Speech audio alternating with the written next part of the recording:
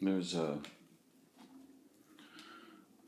really unusual problem that's everywhere around us.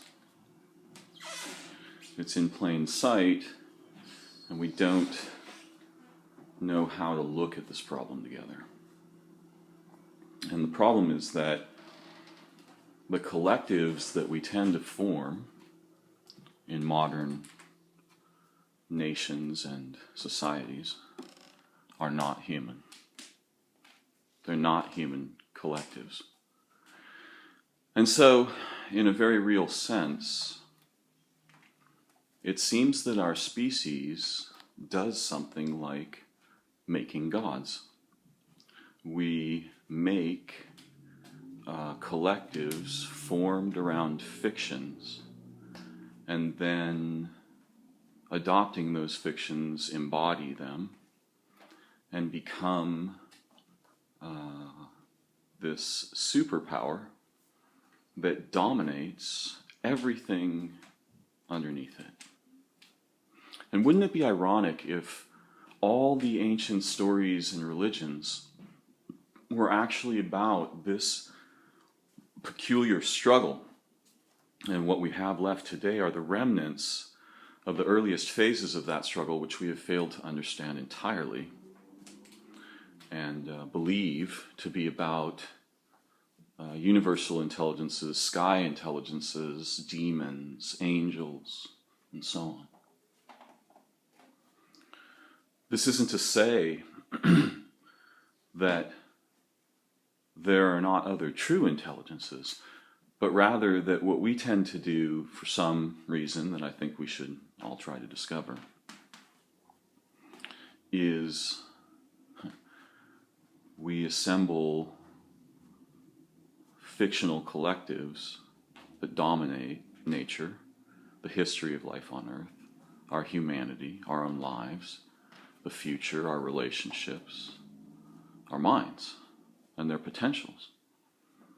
And these are like gods. But rather than being called Yahweh, they are called, ExxonMobil, Monsanto, CIA, the United States, India, Iran, Israel. And there's a really interesting metaphor that comes from Middle Eastern culture. There's many magical, sort of magico-religious cultures in the Middle East, and these have roots that are far more profound than any common modern person is capable of supposing, because they come from the sources of the struggles that we're here engaged in exploring together. But in Kabbalistic tradition, a possibly hermetic and esoteric branch of mystical Judaism, there's the concept of a golem. And a golem is effectively kind of the original robot, but it's a spiritual robot.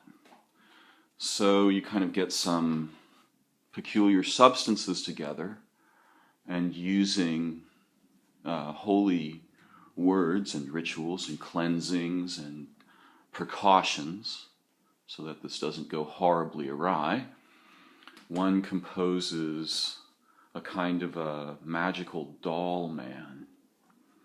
And the doll man can then work one's will in the world. There's a lot of really deadly ideas here.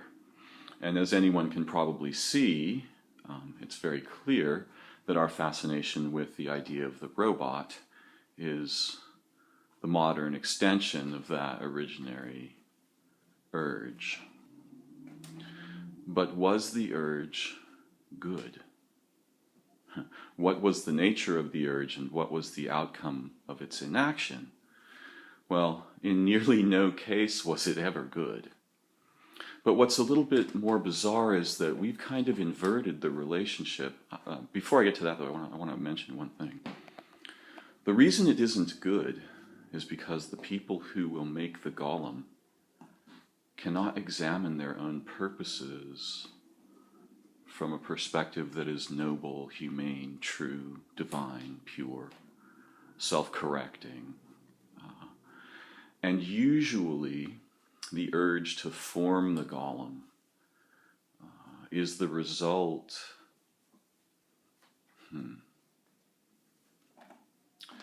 of confusion at best, if not something worse, such as vengeance or domination or profit.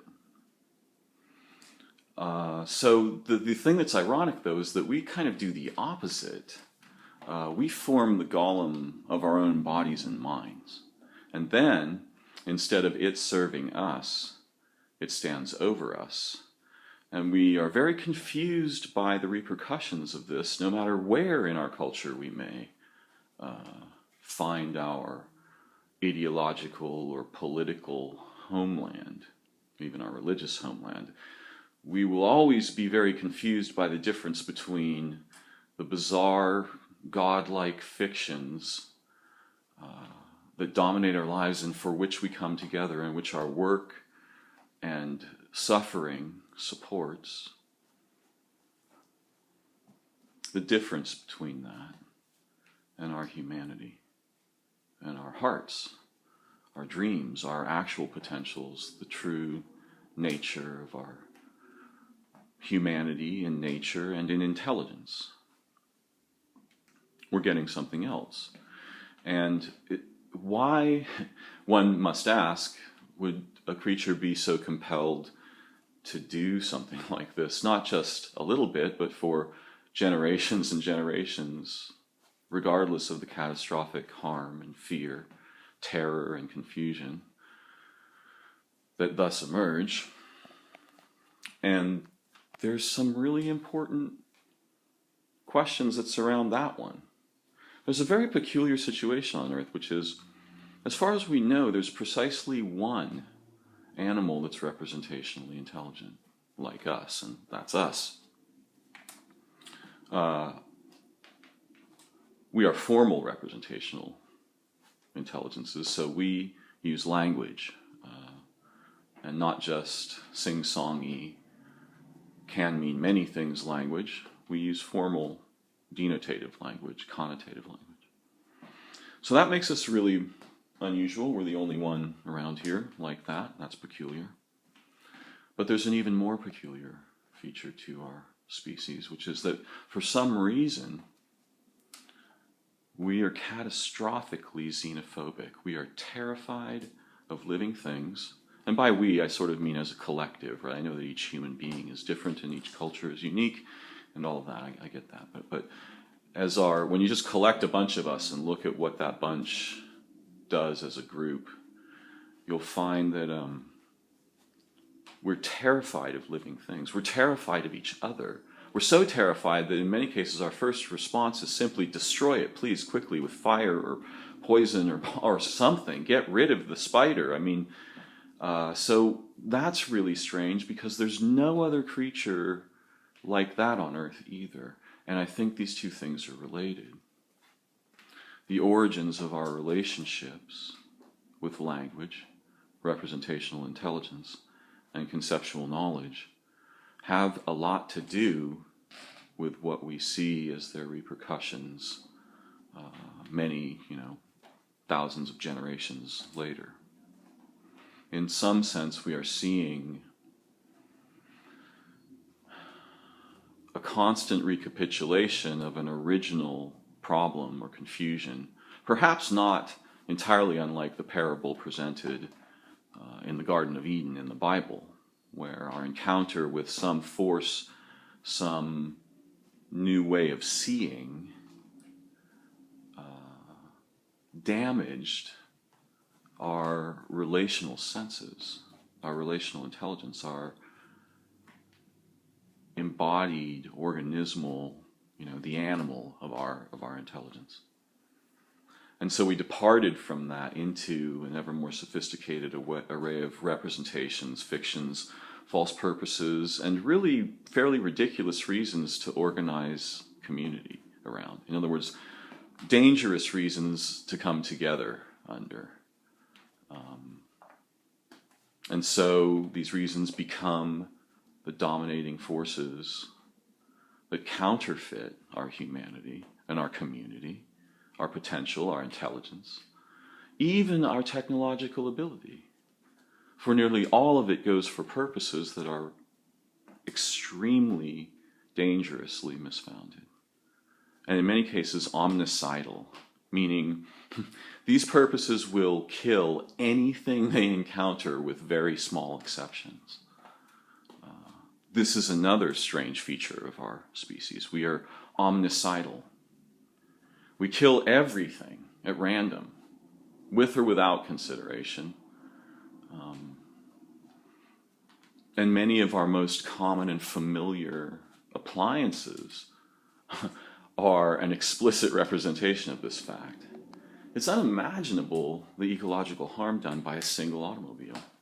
No human culture is even paying attention to what the actual repercussions of one automotive trip to the store and back might be now, circa 2015, in the present ecological moment. We're not equipped to examine this. So what we find is we establish extremely compelling technological traditions, and the more established they become, the less available we are to examining them and their repercussions or their effects on our own minds, our lives, our cultures. Thus, the standing golems above us are not only inhuman and alien, they're alien to all of life on Earth, right? To the history of the relationship between our species and ecologies. And that relationship is effectively the same as an embryo within a mother. So effectively, we're pretending that we're outside the mother as a child, but in fact, the living environment of Earth comprises the developmental womb in which our species is irrevocably ensconced. And we keep pretending that we're being born outside of it, thus destroying it. And ourselves, very obviously. Why do we make these fictional collectives? Why do we come together for fictions? Perhaps the answer lies in something that's missing. Perhaps having been born into such situations, we failed to establish something more noble and true together. There's a simple way to give an example of this. In the United States, there's a lot of heated discussion about whether one votes or not. Those who vote have arguments that if you don't vote, you can't change anything, and you have no right to even have a voice. And the others have arguments about how voting doesn't work and supports very deadly ideas and problems that we don't want to participate in.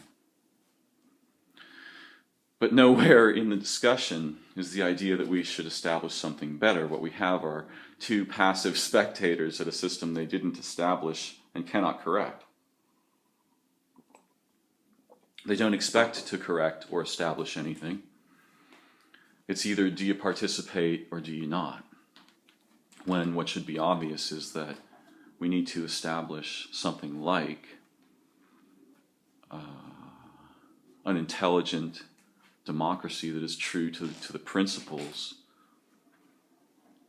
of our humanity and our potential and our ecologies and the history and future of life on Earth and human beings, surrounded and within and emerging from that life on Earth, not from robots or computers or machines. And so now, the golem has transformed in our time. What used to be simple machines have become domineering paradigms that everywhere surround and inform our every moment of life, surveil, record, our televisions, our computers, our cell phones. the object that I'm recording this on. The golem is now above and within, penetrating ever deeper into our failure to establish something true and beautiful, alive and human, intelligible, noble, compellingly exciting, and authentic. In the Kabbalistic tales, those who create the golems are often destroyed by them. But I think I recall at least one instance in which, having realized this was a terrible idea, the golem was dissolved, returned back to its unformed state, and the purposes that animated it were released. The table was cleared and other purposes could then arise, purposes that were more true, more intelligent, perhaps even more divine. We should recognize that we were not born to serve vast fictions. And fighting them is very dangerously confused because they are momentous and well established. Standing around complaining about them or supporting them is similarly confused because the task that lies before us is the wise and mutual establishment of true community, true mutuality, of a way to live with and for each other, with and for the history and future of life and intelligence on our world. And believe me when I say that I'm nearly certain that every single child I've ever seen had the specific light of that goal and mission in their eyes, whether or not they could yet express it. I trust that light. Let's rekindle it now.